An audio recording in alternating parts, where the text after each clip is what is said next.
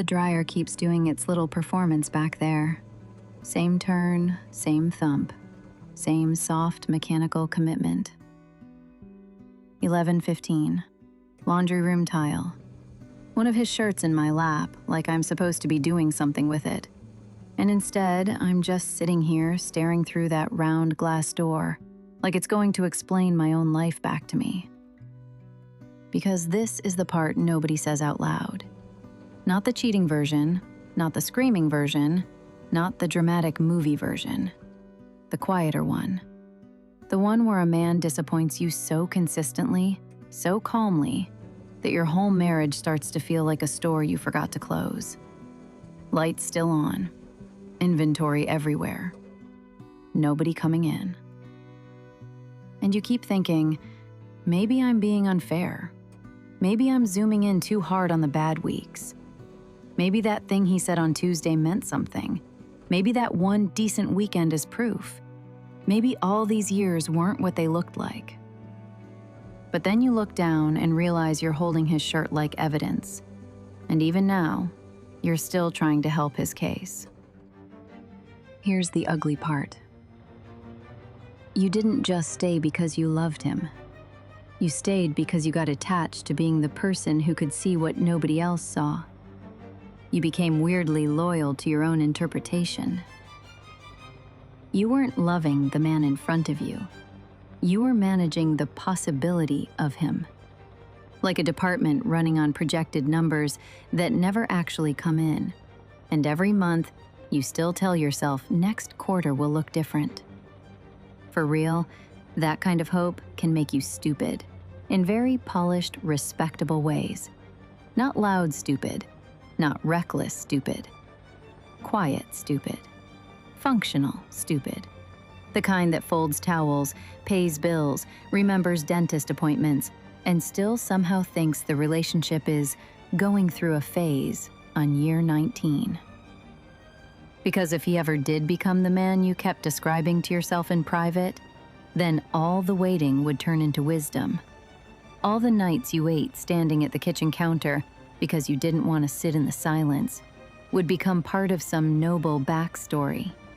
All the times you rewrote his indifference into stress, distraction, childhood stuff, pressure, fatigue. It would all become understandable. Worth it, even. And that fantasy is addictive. Not because it feels good, because it saves you from a worse thought. That maybe you were not standing beside unfinished greatness. Maybe you were just standing next to a very consistent person while telling yourself a more flattering story about your suffering. That's the humiliation underneath it.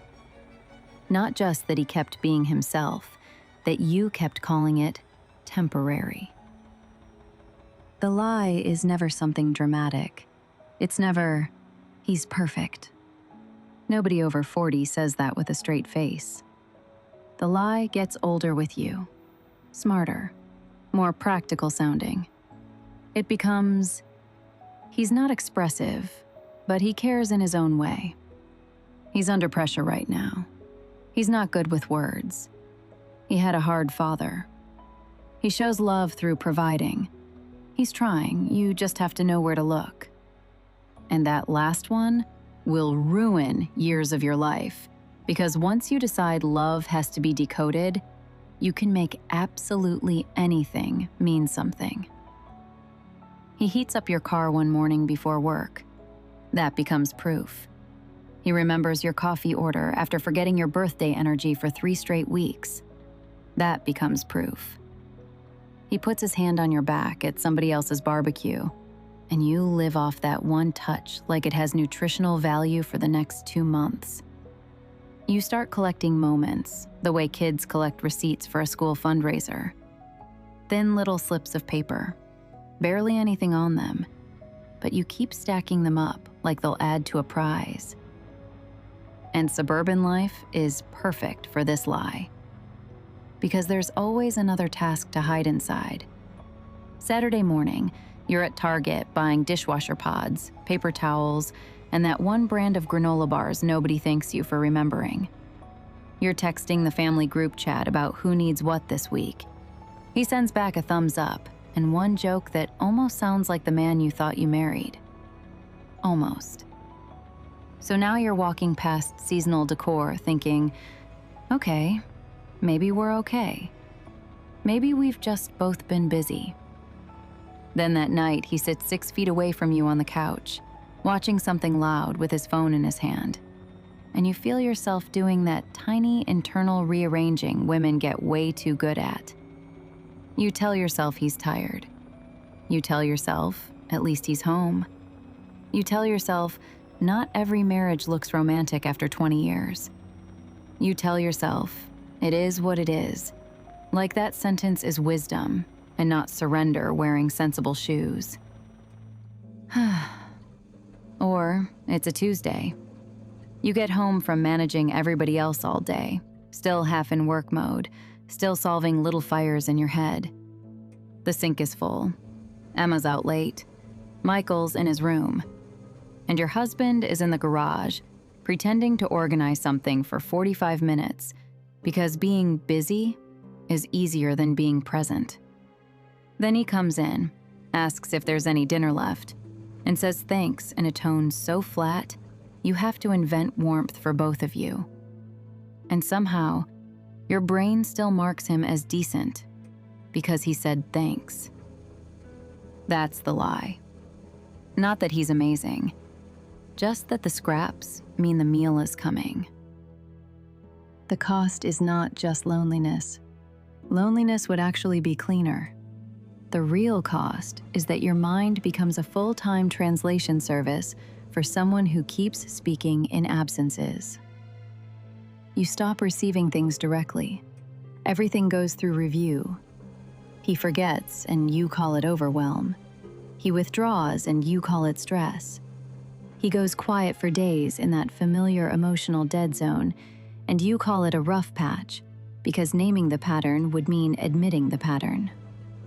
So your brain never gets to land anywhere. It just keeps revising. That does something to your judgment. It makes you slippery to yourself. You stand in the pantry, staring at shelves you already stocked, because you walked in there to get away from the possibility of another flat conversation. You reload the dishwasher when it was fine the first time. You wipe a counter that's already clean, because if you stop moving, you might have to admit you are deeply unhappy in a relationship that technically still functions. You fold an entire basket of laundry that could have waited until tomorrow, not because it needs doing, but because keeping your hands busy is the only way to avoid acknowledging that nobody asked how your day went. And after enough years of this, your personality starts getting edited for convenience. You become easier to manage, easier to postpone, easier to disappoint. You stop bringing up the thing that bothered you because you can already see the whole script. He'll sigh, he'll get defensive in that low-key, polite way that somehow makes you feel dramatic for having eyes. He'll maybe improve for 72 hours, then the house goes back to normal. And now you've not only been hurt, you've also created extra admin for yourself.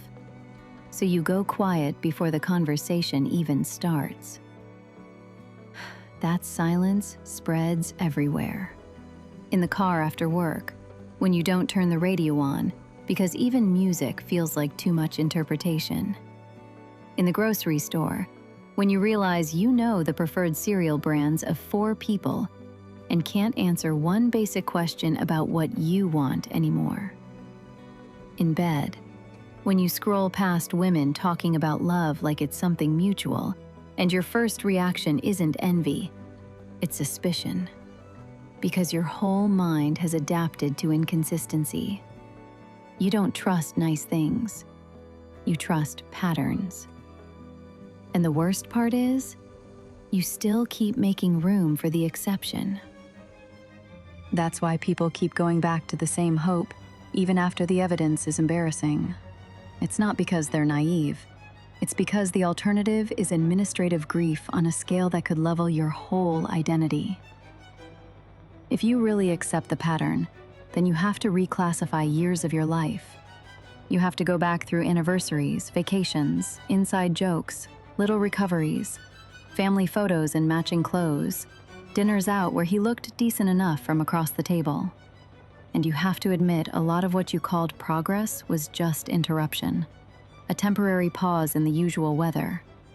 That is such a brutal paperwork project for the mind that most people would rather keep the fantasy on payroll.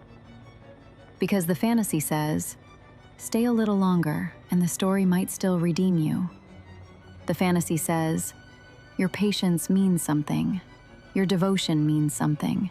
Your ability to see the good in him means you are rare, deep, chosen in some backward sacred way.